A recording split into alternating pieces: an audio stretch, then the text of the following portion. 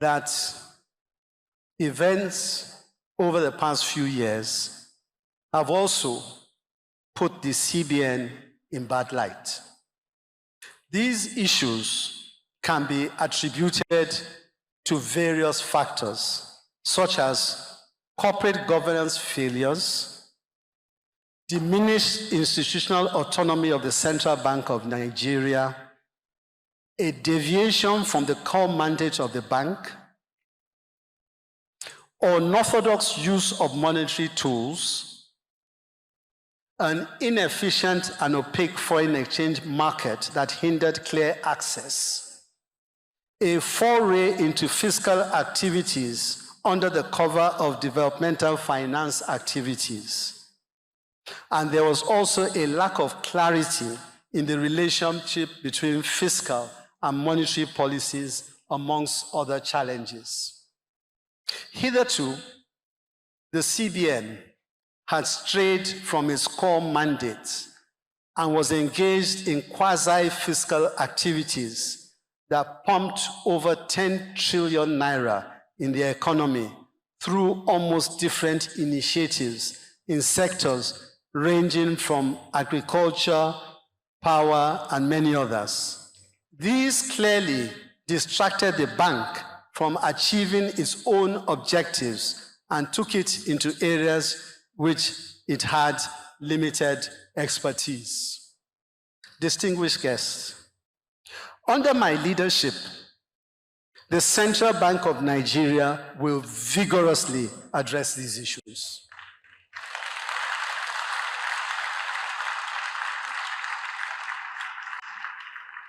We will tackle institutional deficiencies, restore corporate governance, strengthen regulations, and implement prudent policies. We assure investors and the business community that our economy will experience significant stability in the short to medium term as we recalibrate our policy toolkits and implement far-reaching measures. The primary mandate of the CBN is to ensure price stability in addition to other objectives such as issuing legal tender currency, safeguarding external reserves, promoting a sound financial system, and providing economic and financial advice to the government. In line with our strategy to refocus on our core mandate, the CBN will discontinue direct quasi-fiscal interventionist activities and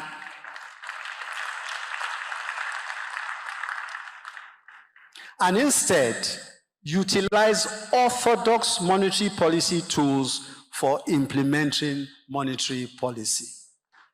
Our monetary policies will aim to achieve price stability, foster economic growth, stabilize the exchange rate of the naira, and reduce interest rates to facilitate borrowing and investment in the real sector. In order to ensure the proper functioning of domestic and foreign currency markets, clear, transparent, and harmonized rules governing market operations are essential.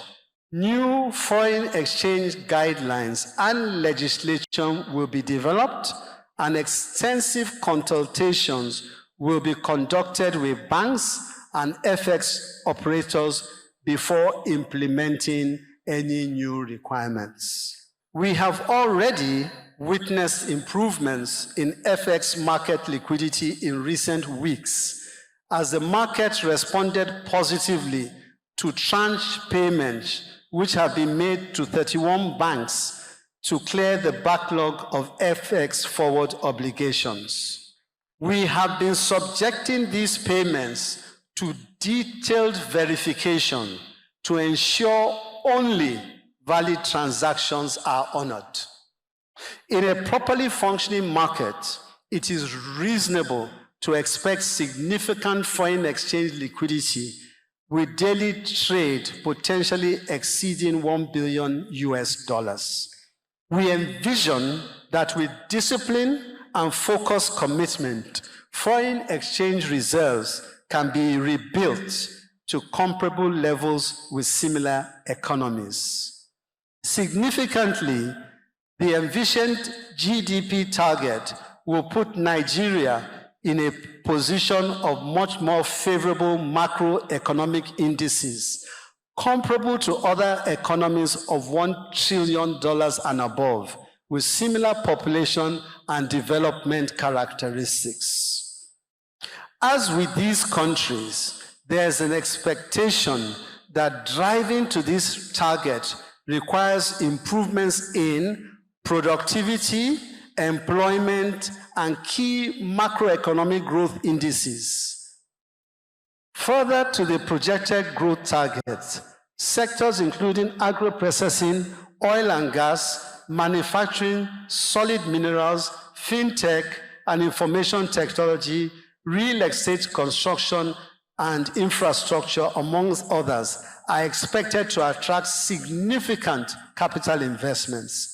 Having mentioned all these sectors, we must appreciate the soft power projected by the incredibly talented cohorts in the creative industries.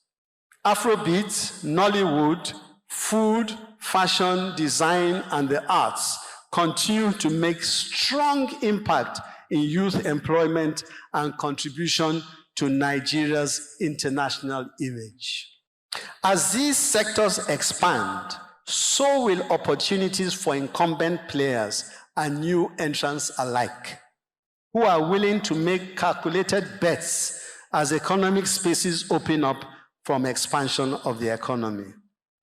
Therefore, key macroeconomic indicators, both on fiscal and monetary activities, must be tracked, diligently evaluated, and necessary adjustment made if things are not pointing in the right direction or moving at the right pace. These indicators include GDP growth, tax to GDP, per capita income, balance of payments, foreign exchange reserves, unemployment rate, consumer price indices, headline and core inflation rates, as well as more granular measures that we as the regulator use in assessing stability of the financial system.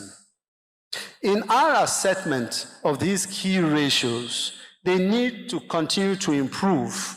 However, we are aware of laudable efforts by the fiscal authorities on this and recognize that visible improvements will take time to manifest. As the monetary authority, we are taking measured and deliberate steps to send the right signals to the market and achieve our mandate. To ensure stability, curb speculation, and restore confidence in the foreign exchange market, we have initiated the payment of unsettled forward foreign exchange obligations, and these payments will continue until obligations are cleared. The CBN has also lifted the ban on 43 items from accessing the official foreign exchange market, allowing market forces to determine exchange rates.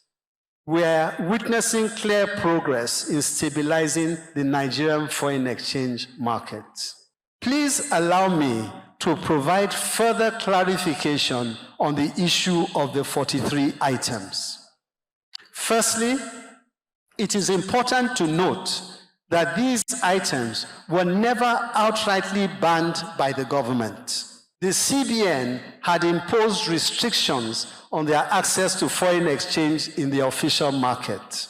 However, these restrictions resulted in increased demand for foreign exchange in the parallel market, leading to the depreciation of the exchange rate in that segment of the Nigerian foreign exchange market and widening the premium between the parallel and official market. Studies have in fact shown that during the period when the 43 items were restricted, there was a 51% increase in trade evasion by importers accessing the foreign exchange market, resulting in a revenue drop of approximately 1.4 billion or 275 million annually between 2015 and 2019. Additionally, revenue from tariffs on goods decreased from a high of approximately $920 million in 2011 to about $250 million in 2017. In 2019, the actual tariff on goods stood at $320 million, but counterfactual evidence suggests that as much as $680 million could have been earned in that same year. Furthermore, evidence has shown that foreign exchange restrictions had an adverse impact on Nigerian households and contributed to inflationary pressures. Lastly, it is important to note that trade policy is primarily the responsibility of the fiscal authorities, and delving into such matters falls outside of the purview of the central bank. Ladies and gentlemen, as an advisor to the government, the CBN will be repositioned as a catalyst for economic stability and growth. Our catalytic role will support increased investment and private sector participation in the economy, improve access to finance for MSMEs, and enhance financial services for the underbanked. Furthermore, we will work with experts to develop de-risking instruments that encourage private sector investment in key industry verticals such as housing, textiles and clothing, food supply chain, healthcare, and educational supplies, which have high potential for local inputs and value retention. The Central Bank of Nigeria will leverage its convening power to engage multilateral and international stakeholders in government and private sector initiatives. In conclusion, and I'm sure many must be saying at last, there is much work to be done, and collaboration from all stakeholders is essential as we rebuild trust. Central banks, distinguished guests, are known as banks of last resort because they underpin the financial system. To do so effectively will require rebuilding and restoring trust in the Central Bank of Nigeria. Let me assure you that I am irrevocably committed to that calling.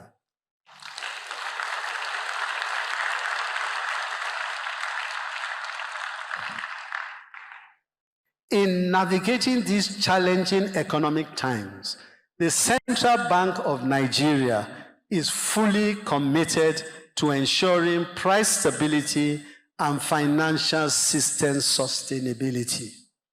We will stand by Nigeria and Nigerians.